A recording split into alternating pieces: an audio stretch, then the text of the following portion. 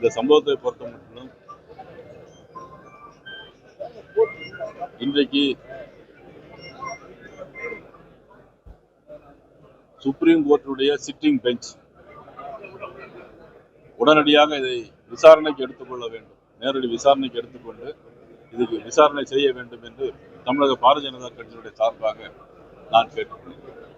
Sir, உயர்நீதிமன்றம் பல்வேறு அறிவுரைகளை சொல்லிட்டு விதிமுறைகளையும் விதிச்சிருக்கு. அதே போல போலீஸ் தரப்புலையும் சொல்லியும் 8:45 கூட்டம் நடைபெறுன்ற இடத்துல 2-2:30 மணிக்கு தான் வந்தாங்க.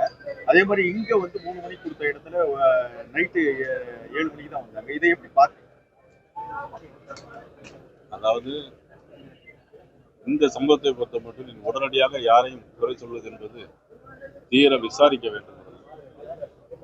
அதனால் உச்சநீதிமன்றம் உடனடியாக இன்னைக்குள்ள சிட்டிங் பெஞ்ச் இதை உடனடியாக விசாரிக்க வேண்டும் தமிழக பாரதிய ஜனதா கட்சியின் சார்பாக நான் தெரிவித்துக் கொள்கிறேன்.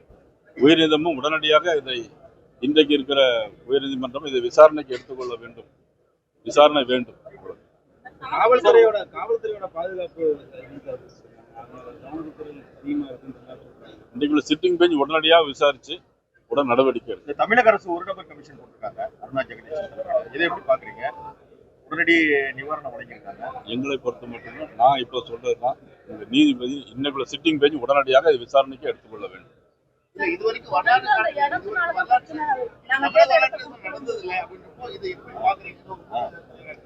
நாங்க இடத்தெல்லாம் பார்த்துட்டு வந்து கரெக்டா பார்த்து சொல்றோம், விசாரிச்சு.